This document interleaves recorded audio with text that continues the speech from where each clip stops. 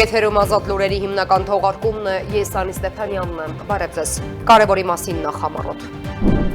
Եթե Կիևյան կամրջի վերանորոգման աշխատանքների ավարտին ասֆալտի որակը չհամապատասխանի պահանջներին, կապալառուն գումար չի ստանա, հայտարարել է Տիգրան Ավինյանը, կայացրել է քաղաքապետարանի հերթական գործակարգավարական նիստը, որի ընթացքում խոսվել է տարբեր ծրագրերի ու նախագծերի մասին։ Ղարաբաղից տեղահանված ընտանիքների բնակարանային ապահովման պետական աջակցության ծրագրում փոփոխություններ են կատարվել։ Նպատակն է լավարկել ծրագրի պայմանները եւ հնարավորություն տալ, որ ավելի շատ ընտանիքներ օգտվեն աջակցությունից։ Հայաստանում նախատեսվում է ներդնել հետադարձ հիփոթեքի ինստիտուտը։ Նոր կարգավորման համաձայն կենսաթոշակային տարիքի քաղաքացիները կկարողանան իրենց բնակարանը կամ տունը գրավադրել բանկում եւ մինչեւ կյանքի վերջը պարբերաբար գումար ստանալ, շարունակելով ապրել նույն բնակարանում։ Հայկական Ժարդան դե Արմենի Ռոյալ բրենդը իր արժանի տեղն է զբաղեցրել կինոյի, հեռուստատեսության եւ համաշխարհային լյուքսի աշխարհի կենտրոնում։ Խոսքը Մոնտե Կարլոյի հեղինակավոր հեռուստատեսային փառատոնի մասին է։ Հունիսի 29-ից հուլիսի 1-ը Երևանում անցկացվում է Հայկական տնտեսագիտական միության ամենամյա համաժողովը։ Այն համախմբել է ավելի քան 100 տնտեսագետների աշխարհի առաջատար համալսարաններից եւ հետազոտական կենտրոններից։ Ինչ հարցեր են քննարկվելու։ Շիրակի մարզի Արտիկ համայնքի Սարատակ եւ Սարալանջ գյուղերում մեկնարկել են ջրամատակարարման համակարգերի բարելավման աշխատանքները։ Վեոլաջյուր ընկերությունը 2026 թվականին Սարատակում կիրականացնի 146.7 միլիոն դրամի ներդրում, իսկ Սարալանջում սեփական ուժերով վերակառուցում է գյուղի մի հատվածի ջրագիծը։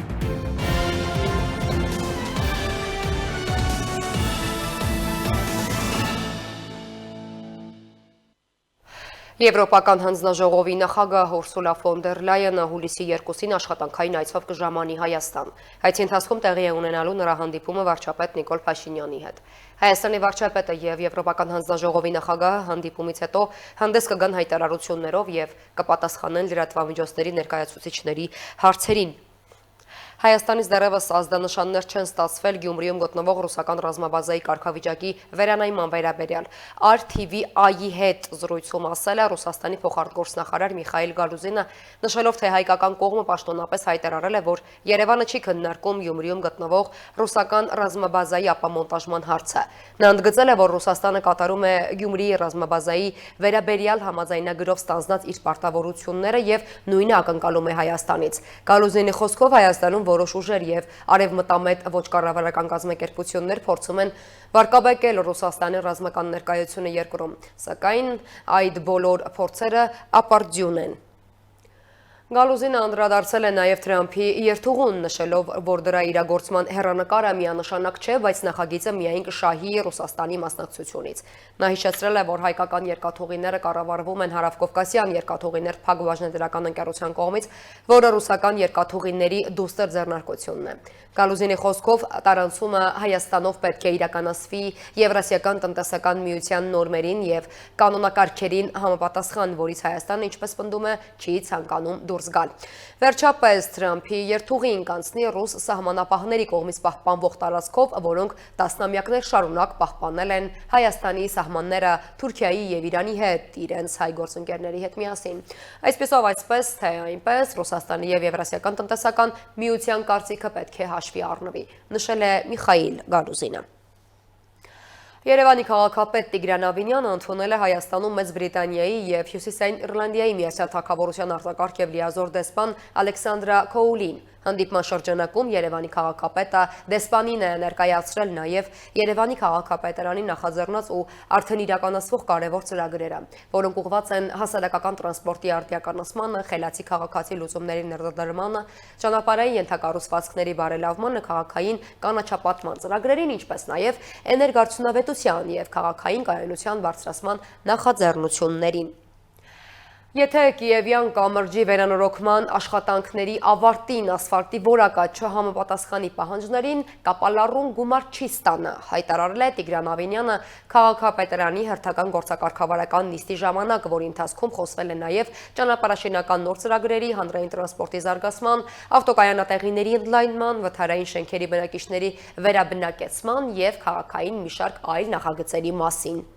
Եթե Կիևյանի կամրջի վերանորոգման ավարտին ասֆալտի որակի հետ խնդիր լինի, կապալառուն գումար չի ստանա։ Երևանի քաղաքապետ Տիգրան Ավինյանը քաղաքապետարանի գործակարգավարական նիստում հստակ պահանջ ներկայացրեց, ընդգծելով, որ իրականացվող խոշոր ծրագրերի վերջնարդյունքը պետք է լինի անթերի։ Նույն պահանջը վերաբերում է նաև Ավետ Ավետիսյանի փողոցին։ Քաղաքապետը նշեց, թեև այնտեղ կատարված աշխատանքները հիմնարար էին, սակայն դիտահորերի հատվածներում արդեն նկատվում են ասֆալտի որակի խնդիրներ։ Տեսեք, Կիևյան կամուրջում ահռելի ծավալի գործ է արվում, ոնց որ թե լավ էլ մասնագետներ կան հենց կամուրջի մասով, հանկարծ եթե ասֆալտի մասով վերջում հարց ունեցանք, էլի գումար չենք տալու։ Այսինքն սա շատ կարևոր վերջին, բայց ամենակարևոր դետալն է։ Այդ կարգի խորքային աշխատանքից հետո պետք է լինի իդեալական ասֆալտապատման աշխատանք։ Երևանի երթևեկության թեթևացման համար քաղաքապետարանը շարունակում է մշակել նաև նոր լուծումներ։ Ավինյանի խոսքով հատկապես փոքր կենտրոնում փողոցների լայնացման հնարավորություն գրեթե չկա։ Ուստի առաջնահերթությունը հանրային տրանսպորտն է։ Մենք այո ունենք շինարարություններ, Արշակունյացը միացնում ենք Իսակով պողոտային, ունենք խոշոր էլի նոր կամուրջների կառուցման ծրագրեր Հրազդանի կիրճի վրայով, բայց այնուամենայնիվ Երևան քաղաքի նամանավանդ փոքր կենտրոնի փողոցները ավել լայնանալու տեղ չունեն, եւ եթե մենք տարեց տարի, ամիս առ ամիս ավելի շատ մարդատար մեքենաներ ենք ունենում ուղևորա հոսքի մեջ, միակ բանը, որ մենք կարող ենք անել, առաջին բանը, որ մենք պետք է անենք, դա հանրային տրանսպորտի համար բոլոր հնարավոր տեղերում տալ առանձնացված գծեր, որպեսզի հանրային տրանսպորտով ուղևորությունները դառնան էլ ավելի արագ, էլ ավելի հարմար, եւ երկրորդ քաղաքի մուտքերի մոտ եւ տարբեր հատվածներում առանձնացնել այն կետերը, որտեղ որ մենք ունենալու ենք մեծ ավտոկայանատեղիներ, որտեղ որ մարդիկ թողելու են իրենց անձնական ավտոմեքենան եւ շարունակեն տեղաշարժվել հանրային տրանսպորտով։ Քաղաքապետը կարևորեց նաև մետրոյի բոլոր կայարանների հարակից տարածքներում ավտոկայանատեղիների կառուցումը։ Գարեգին Նժդեի հրապարակը նաև չմոռանանք, որ այդտեղ ունենք մետրոպոլիտենի կայարան,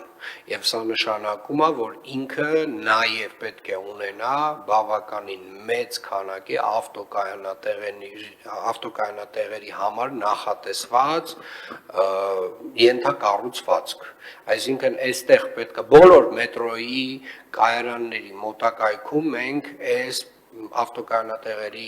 ենթակառուցվածքը պետք է առաջնային դիտարկենք, որովհետև սրանք այն առաջնային կետերն են, որտեղ որ մարդը կարող է գալ ավտոմեքենան թողնել եւ անցնել արդեն հանրային տրանսպորտին։ Քաղաքային միջավայրի բարելավման հարցում Ավինյանը կրկին շեշտեց, որ համայնքային շահը վեր է անհատականից։ Որպես օրինակ նա բերեց կոնսերվատորիայի դիմացի այգին, որը նրա խոսքով վերադարձվել է համայնքին, ինչից հետո սկսվել են կանաչապատման եւ բարեկարգման աշխատանքները։ Նիստում անդրադարձ եղավ նաեւ հաղթանակի զբոսայգու ժամանցային գոտու արդիականացման ծրագրին։ Քաղաքապետի խորհրդական Սոնա Թևանյանի տեղեկացմամբ նախկին կառուցապատողի հետ պայմանագիրը լուծարվել է, սակայն Ուրախ ժամանց ՍՊ-ի կողմից դատական հայց է ներկայացվել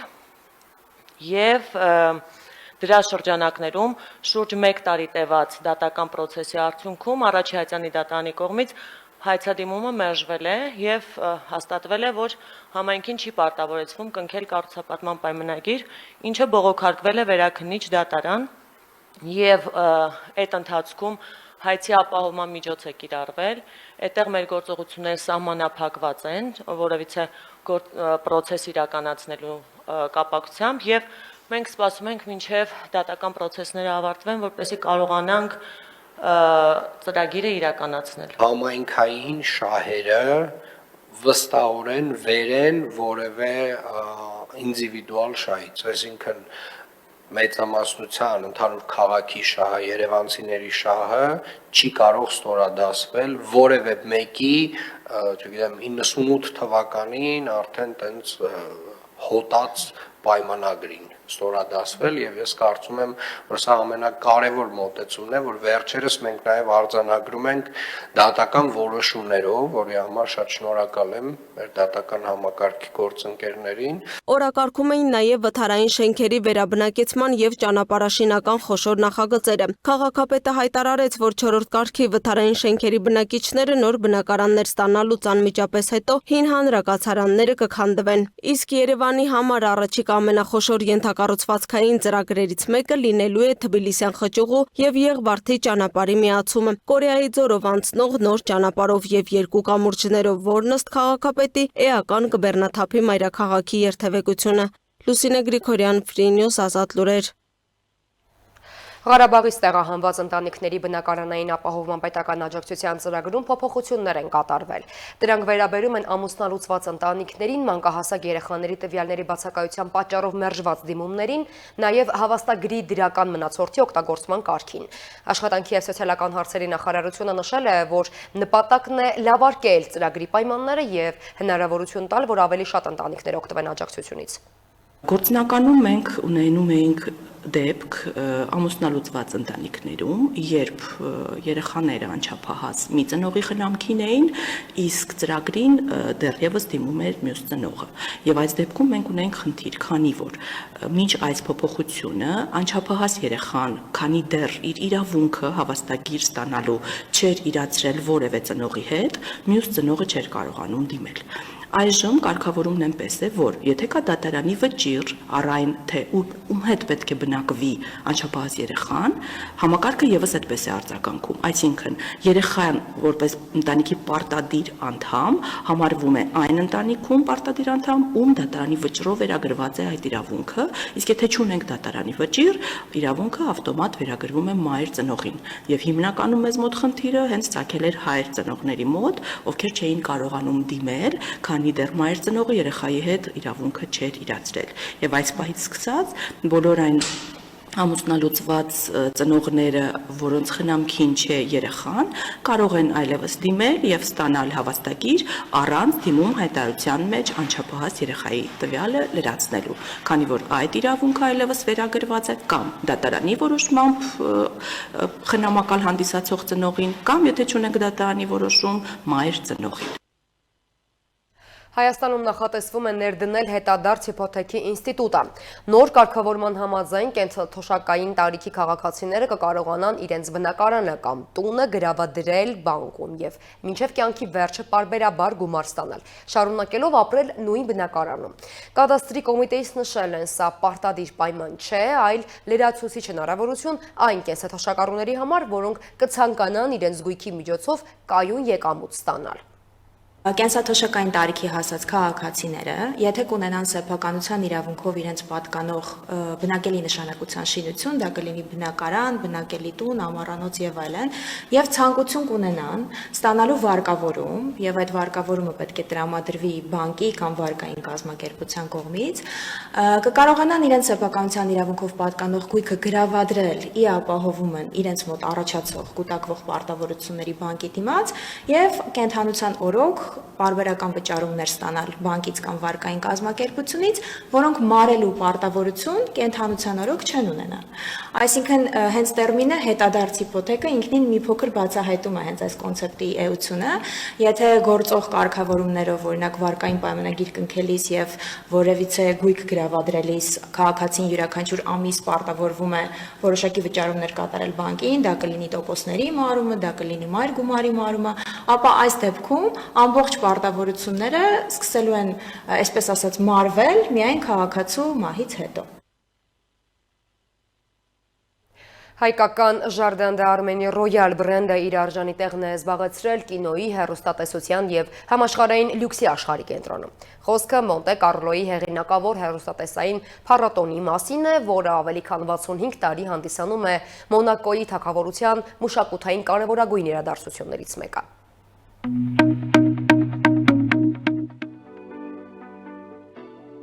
Այստեղ ամեն տարի հավաքվում են առաջատար ստուդիաները, հեռուստաընկերությունները, պրոդյուսերներն ու միջազգային ճանաչում ունեցող դերասանները, նշելու հեռուստատեսային արվեստի լավագույն ձեռքբերումները։ Այս տարի փառատոնի հիշարժան իրադարձություններից էր Պողոսյան Luxury Brand House-ի կազմակերպած մասնավոր երեկոն, որի ընթացքում հայտարարվեց, որ Jardin d'Arménie Royal Brand-ին դարձել է 2026 թվականի Մոնտե Կարլոյի հեռուստատեսային փառատոնի գործընկերը, բացելով բրենդի զարգացման նոր փուլը Մոնակոյում, որտեղ լյուքսը մշակույթն ու միջազգային համագործակցությունը ձևավորում են մեկ ամբողջություն։ Ռիվիերայի աստղալից երկնքի ներքո հյուրերը վայելում էին ջերմ զրույցներ, նոր ծանոթություններ եւ բացահայտում հայկական ժառանգությունը։ Ժարդան Դարմենի յուրաքանչյուր գավաթում։ Փառատոնի ընթացքում Պողոսյան Luxury Brand House-ի եւ SPS Սիգարոն ընկերության համասեփականատեր Արմեն Պողոսյանը հանդիպեց միջազգային ճանաչում ունեցող դերասաններ Քևին Մաքքիդին, Գրեյս Նատմի սերիալից եւ Դեյվիդ Բորյանազին, ով հայտնի է Angel նախագծով։ Հայաստանում ստեղծված եւ առնվազն 35 տարի հնեցված Ժարդան Դարմենի Royal Brand-ին անմիջապես գրավեց նրանց ուշադրությունը, առաջացնելով անկեղծ հետաքրքրություն եւ ջերմ արձագանքներ։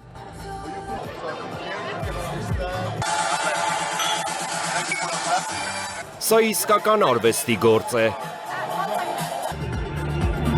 Ֆրանսիացի դերասան Ֆաբրիս Դևիլը նույնպես բարձր գնահատեց Ժարդան Դարմենիի համային հարուստ աշխարհն ու յուրահատուկ բնավորությունը։ Հայկական բրենդի, հիանալի է։ Ես տպավորված եմ Ժարդան Դարմենիի նրբաճաշակությամբ, յուրահատուկ նմանը չունեցող հարուստ բույրով։ Շոկոլադի, դարչինի եւ վանիլի համերը նրբորեն ընդգծվում են այս բրենդիում։ Արմեն Պողոսյանի համար սա պարզապես համտես չէր, սա հնարավորություն էր միջազգային հյուրերին ներկայացնելու Հայաստանը, իր մշակույթը, վարպետությունը եւ ստեղծարար մտածողությունը մեկ բացառիկ փորձառության միջոցով։ Ձեզ հաջողություն եմ մաղթում։ Փառատոնը նաև նոր բիզնես հնարավորություններ ստեղծեց Ժարդան Դարմենիի համար Մոնակոյում։ Բրենդը համագործակցություն է հաստատել Grand Chez Monégasque, Մոնակոյի ամենահին եւ հարգված կոնյակի խանութներից մեկի հետ։ Այս համագործակցությունը նշելու համար ոճային համտեսի երեկո էր կազմակերպվել տեղական մամուլի եւ բլոգերների մասնակցությամբ։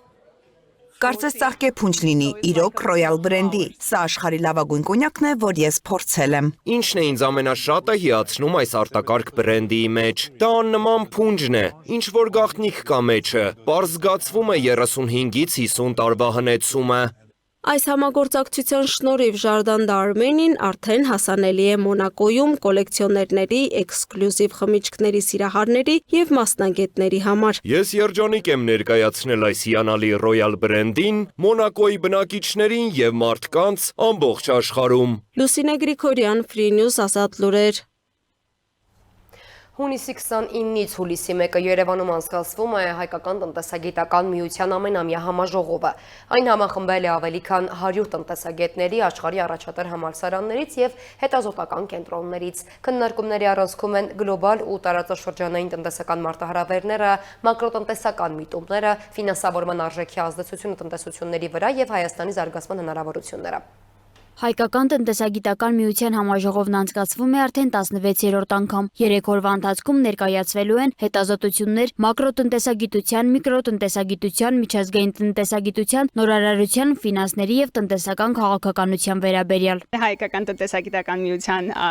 ամեն տարի համաժողովն է, մենք 3 օր կազմակերպում ենք, 3 օր լինելու են հոդվածներ, զեկույցներ եւ լինելու է մոտ 100-ից ավել մասնագետներ աշխարհի տարբեր երկրներից եւ ներկայացնելու են շատ հոդվածներ, ես եմ ներկայացնելու իմ հոդվածներից մեկը։ Կազմակերպիչների խոսքով համաժողովի նպատակներից մեկը Հայաստանի ակադեմիական միջավայրը միջազգային տնտեսագիտական շրջանակների հետ կապելն է։ Տարիների ընթացքում հարթակը նպաստել է նոր գործակցությունների ձևավորմանը Հայաստանի, Սփյուռքի եւ արտասահմանյան համալսարանների մասնագետների միջև։ Հայաստանի ամերիկյան համալսարանի Մանուկյան Սիմոն գործարարության եւ տնտեսագիտության ֆակուլտետի մագիստրոսական ծրագրի ղեկավար Գուրգեն Ասլանյանի խոսքով այս տարվա շեշտադրումներից են մակրոտնտեսական հարցերը, աշխարհաքաղաքական շոկերի ազդեցությունը եւ դրամավարկային ու ֆիսկալ քաղաքականությունները։ Այս տարի հիմնական շեշտադրումը մակրոտնտեսագիտությունն է,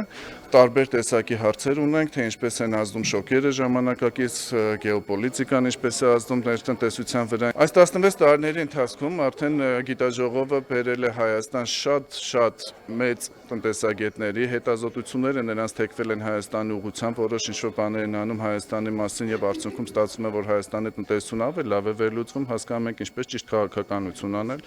Առաջացել են բազում աշխատանքներ համատեղ տարբեր մարդկանց հետ եւ դա էլ մեծ նպատակ է մեր համար դրած հատկապես հայկական համալսարանները կապել արտասահմանյան տարբեր համալսարանների հետ։ Համաժողովի ուշագրավ զեկույցներից մեկը վերաբերում է Հայոց ցեղասպանության տնտեսական հետևանքների քննարկման գնահատմանը։ Կալիֆոռնիայի Լոս Անջելես համայնքի հետազոտող Թալիա Լիբերմանը ներկայացրել է 1915 թվականի Հայոց ցեղասպանության տնտեսական հետևանքների քննարկման գնահատումը, լքված գույքի փաստերը, թեմայով աշխատանքը։ Գուրգեն Ասլանյանի գնահատմամբ սա կարևոր է ոչ միայն ակադեմիական, այլև հայկական պատմատնտեսական հետազոտությունների տեսանկյունից։ Գլխավոր բանախոսներից է նաև Նորթ Դամի համալսարանի տնտեսագիտության պրոֆեսոր Ջոզեֆ Կոբոսկին։ Նրա զեկույցը վերաբերում է ֆինանսավորման գլոբալ սփրեդներին եւ դրանց ազդեցությանը տարբեր երկրների մակրոտնտեսության վրա։ Իմ զեկույցը վերաբերում է ֆինանսավորման գլոբալ սպրեդներին եւ դրանց ազդեցությանը ընկերությունների ու մակրոտնտեսության վրա ԱՄՆ-ում, Չիլիում եւ Բրազիլիայում։ Հույս ունեմ այս թեման օգտակար կլինի նաեւ Հայաստանի համար, քանի որ ֆինանսավորման արժեքը կարող է ազդել բիզնես ցիկլի եւ տնտեսական զարգացման վրա։ Կոբոսկին նշել է, որ Հայաստանի հետ սկսել է գործակցել տարիներ առաջ Կենտրոնական բանկի աշխատանքի շրջանակում։ Համաժողովի բացմանը ելույթ է ունեցել նաև Հայաստանի ամերիկյան համալսարանի Մանուկյան Սիմոն գործարարության եւ տնտեսագիտության ֆակուլտետի դեկան Վաչե Գաբրիելյանը։ Նա կարևորել է մասնագետների փոխանակումը, սփյուռքի տնտեսագետների ներգրավումը եւ ուսանողների համար միջազգային հետազոտական միջավայրի հասանելիության ապահովումը։ Մեզ համար կարևոր է, որ տնտեսագիտության ոլորտի սփյուռքահայ մասնագետները գալիս են Հայաստան։ Ստեղծվում է մասնագետների փոխանակման եւ հետագա գործակցության հնարավորություն։ Հուսով եմ համաժողովը հետաքրքիր կլինի ոչ միայն մասնագետների, այլև մեր ուսանողների համար։ Հայկական տնտեսագիտական միության համաժողովը շարունակվելու է մինչև հուլիսի 1-ը։ Կազմակերպիչների ակնկալիքով այն կնպաստի Հայաստանում տնտեսագիտական հետազոտությունների խորացմանը, միջազգային կապերի ընդլայնմանը եւ տնտեսական քաղաքականության շուրջ մասնագիտական քննարկումների ակտիվացմանը։ Սոնա Գիշյան, Տիգրան Ղազարյան, Free News, Ազատ լուրեր։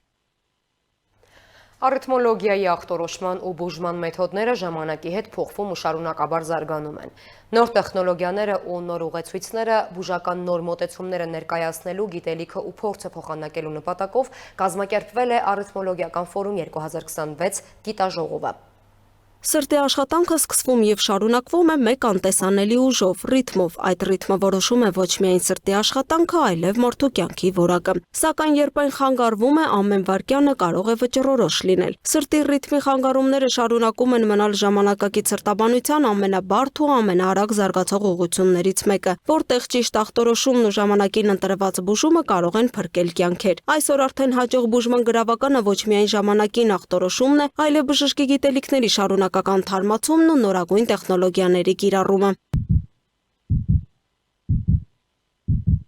Հայաստանում սիրտանոթային հիվանդությունները շարունակում են պահպանել մահացության առաջատար դիրքը, իսկ սրտի ռիթմի խանգարումները հանդիպում են հազարավոր բուժառուների մոտ, հաճախ ընթանալով առանց ակնհայտ ախտանիշների։ Ամենատարածված խնդիրներից են նախասրտերի ֆիբրիլյացիան, բրադիկարդիան, փորոքային ռիթմի խանգարումները, որոնք մեծացնում են ինսուլտի, սրտային անբավարարության եւ հանկարծամահության վտանգը։ Մասնագետները նշում են, ժամանակին կատարված էլեկտրասրտագրությունը, հոլթեր մոնիթորինգն ու ճիշտ ընտրված բուժումը կարող են կանխել բազմաթիվ բարդություններ։ Եթե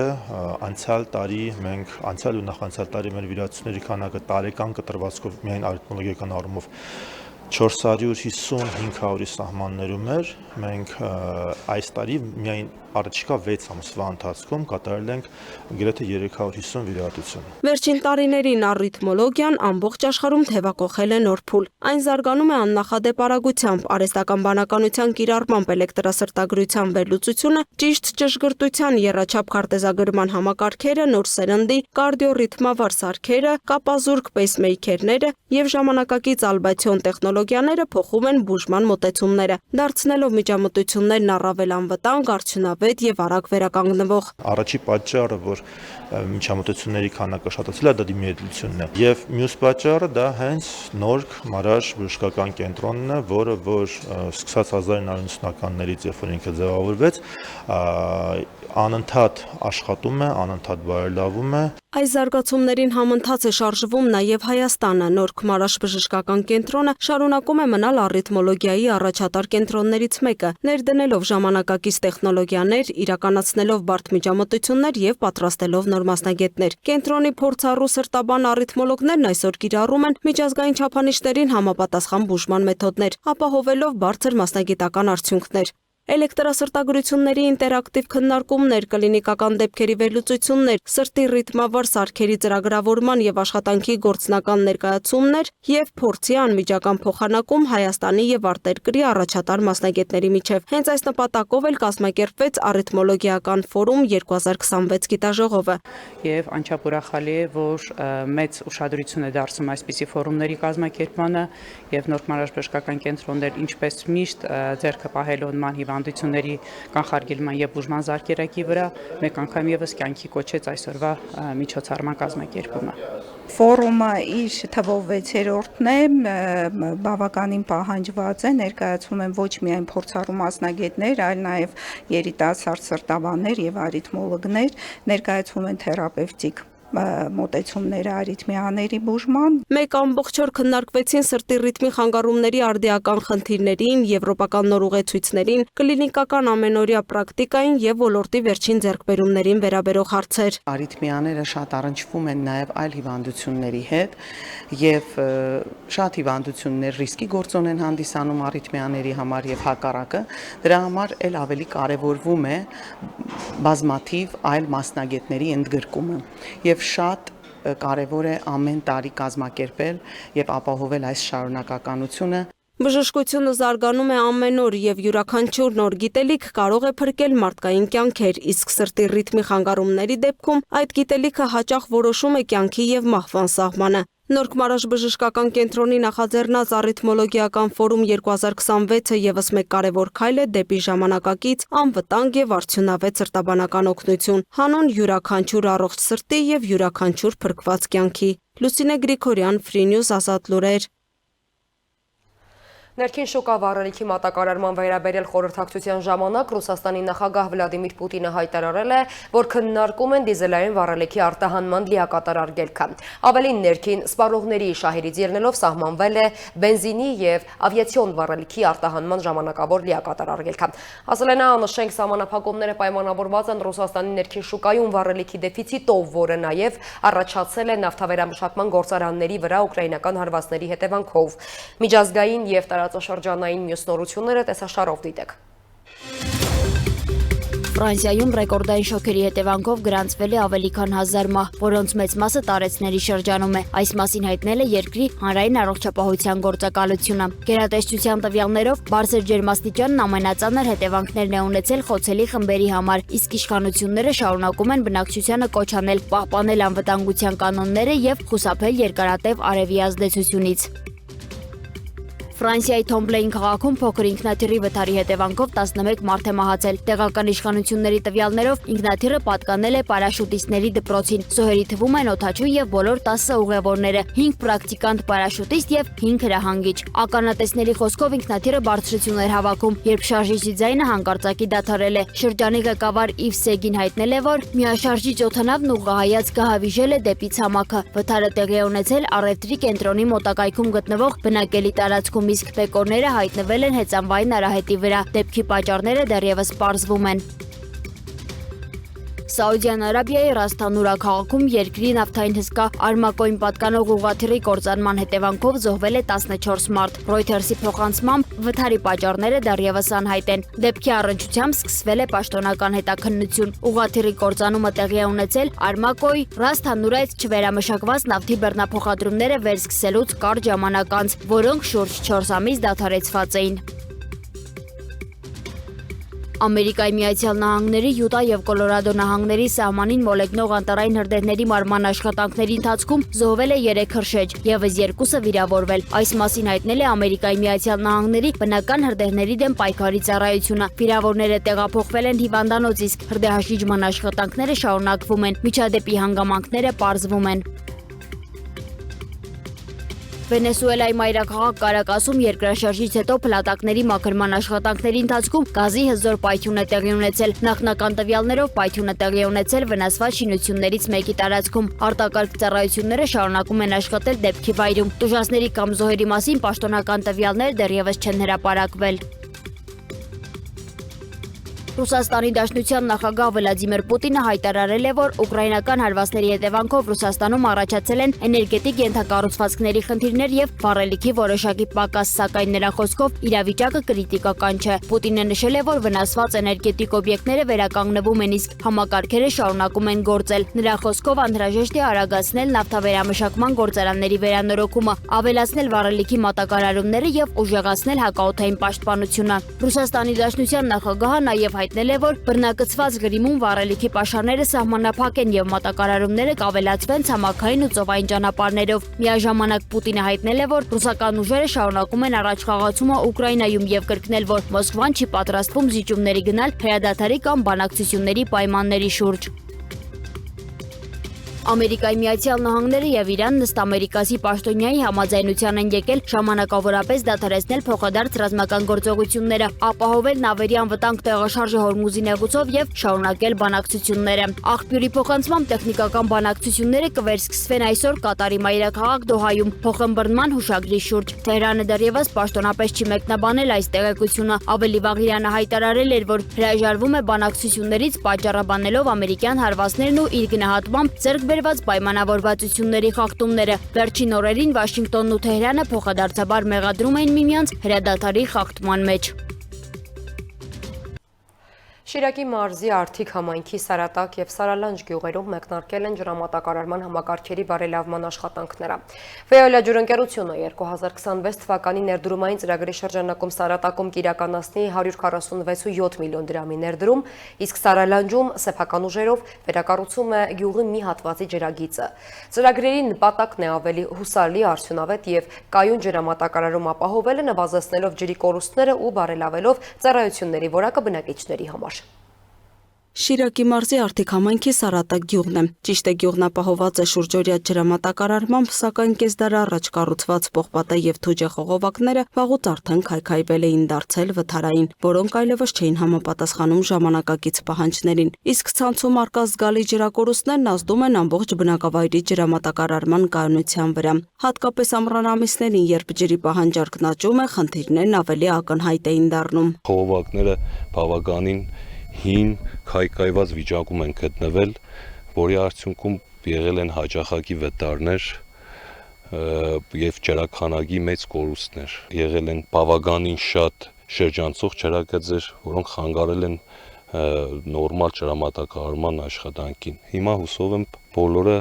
կարգավորվելու է։ Այս իրավիճակը փոխելու նպատակով Վեոլա ջրընկերությունը 2026 թվականի պարտադիր կապիտալ աշխատանքների ծրագրով Սարատակում իրականացնում է 146.7 միլիոն դրամի ներդրում։ Վերակառուցվում է գյուղի կենտրոնական փողոցի եւ ձախ հատվածի ջրամատակարարման ցանցը։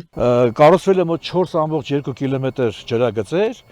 եւ 165 հատ մոտավորապես 165 հատ տնային միացումներ սահմանազատման միջոցով։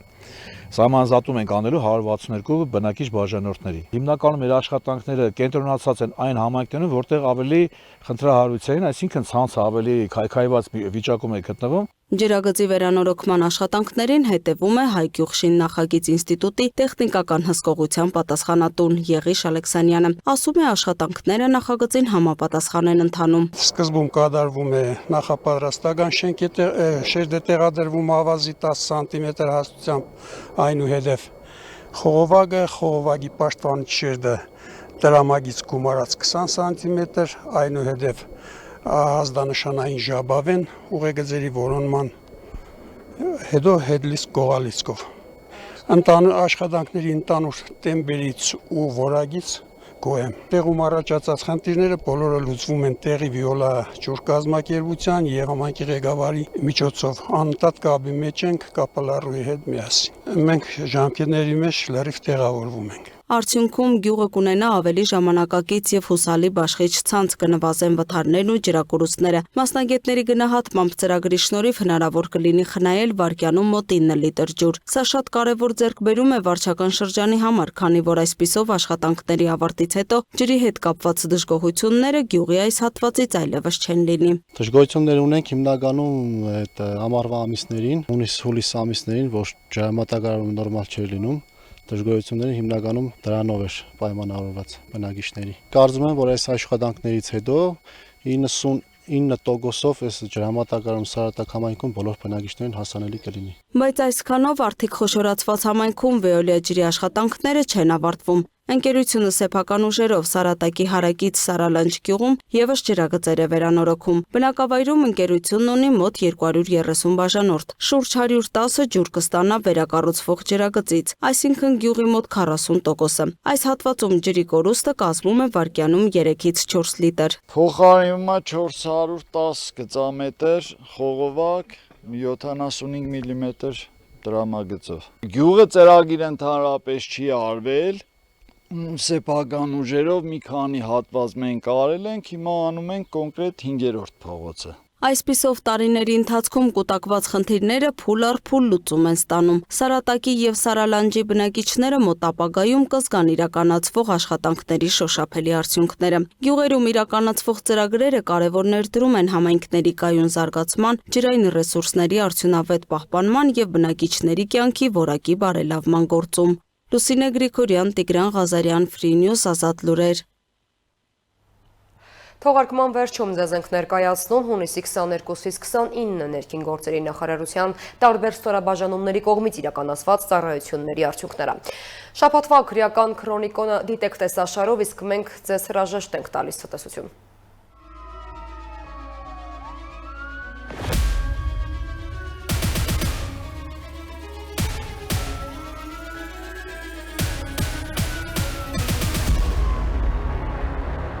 Մայրաքաղաքում եւ մարզերում բարեկային ծառայության իրականացրած միջոցառումների արդյունքում արձանագրվել է ճանապարհային երթևեկության կանոնների 26815 խախտում։ Պահպանվող հատուկ տարածք է տեղափոխվել 496 տրանսպորտային միջոց, հայտնաբերվել է 475 ոչ սթափ վարորդ, 576 անձ առանց վարորդական իրավունքի վկայականի։ Ընդհանուր առմամբ տարբեր խախտումներով եւ կասկածանքով համայնքային ոստիկանության բաժինները տարվել 132 քաղաքացի։ Հանրապետությունում բացահայտվել է 845 հանցագործություն, այդ թվում առանց վարորդական իրավունքի մեքենա վարելու 225, խարդախության 85, թմրանյութի հայտնաբերման 79, մարմնական վնասվածք պատճառելու 76, ֆիզիկական ներգործության 59, հոգեկան ներգործության 41, անձնական ունեցվածքի գողության 32, նաև մի շարք այլ հանցագործություններ։ Նախկինում կատարված 22 հանցագործություն եւս բացահայտվել է, հայտնաբերվել է 61 հետախուզվող, 4 անհետ կորած, արձանագրվել է զենք զինամթերք կամավոր հանձնելու 77 դեպք։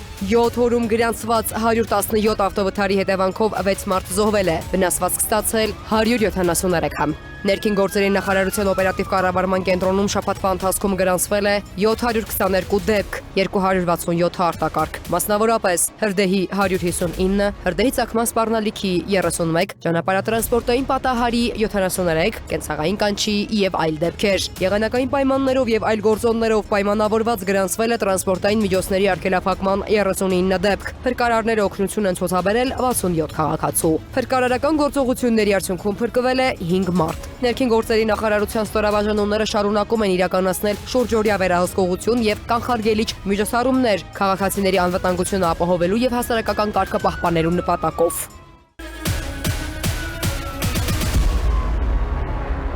Բարեկները հայտնաբերել են հանդիպակաց գոտով երթևեկած BID-ի եւ անկանոն երթևեկող Նիվայի վարորդներին, կազմվել են արձանագրություններ։ Օրերս լրատվական կայքերից մեկում տարածվել էր տեսանյութ, որում BID-ի վարորդը կոպտորեն խախտելով ճանապարհային երթևեկության կանոնները երթևեկում էր հանդիպակաց գոտով, իրական վտանգ ստեղծելով երթևեկության մյուս մասնակիցների համար։ Երևանի պարեկների ձեռնարկած միջոցառումների արդյունքում մեքենան հունիսի 24-ին հայտնաբերվել եւ տեղափոխվել է պահպանվող հատուկ տարածք, վարորդի նկատմամբ կազմվել է վարչական իրավախախտման վերաբերյալ արձանագրություն։ Մի տեսանյութ էլ տարածվել էր սոցցանցերում, Նիվայի վարորդը մեքենան վարում էր անկանոն, ստեղծելով վթարային իրավիճակ։ Ձեռնարկված միջոցառումների արդյունքում մեքենան հայտնաբերվել եւ տեղափոխվել է պահպանվող հատուկ տարածք, վարորդի նկատմամբ կազմվել է վարչական իրավախախտման վերաբերյալ արձանագրություն։ Հարգելի վարորդներ, հորդորում ենք խստորեն պահպանել ճանապարհային երթևեկության կանոնները։ Մայրաքաղաքի քրեական ոստիկանները ձերբակալել են սպանությանը օժանդակելու համար մեղադրվող հետախուզվողին։ Նրա խուզարկությամբ հայտնաբերվել է լիցքավորված ատրճանակ։ Հունիսի 25-ին ժամը 17:30-ի սահմաններում քրեական ոստիկանության Երևան քաղաքի վարչության անձի հետախուզման բաժնի ծառայողները ձեռնարկած օպերատիվ միջոցառումների արդյունքում մայրաքաղաքի Աբովյան Պուշկինի փողոցների խաչմերուկում ձերբակալել եւ վարչություն են տեղափոխել 2020 թվականի հուլիսից մի խումբ անձանց կամ կազմակերպված խմբի կողմից շատերի կյանքի համար վտանգավոր եղանակով կատարված սպանությանն օժանդակելու մեղադրանքով հետախուզվող 35-ամյա տղամարդուն։ Նրա խուզարկությամբ հայտնաբերվել է 9 փամփուշտով լիցքավորված ատրճանակ։ Ձերբակալվածն ու կազմված փաստաթղթերը ներկայացվել են Երևան քաղաքի քննչական վարչության ծանր հանցագործությունների քննության բաժին։ Նախաքննությունը շարունակվում է։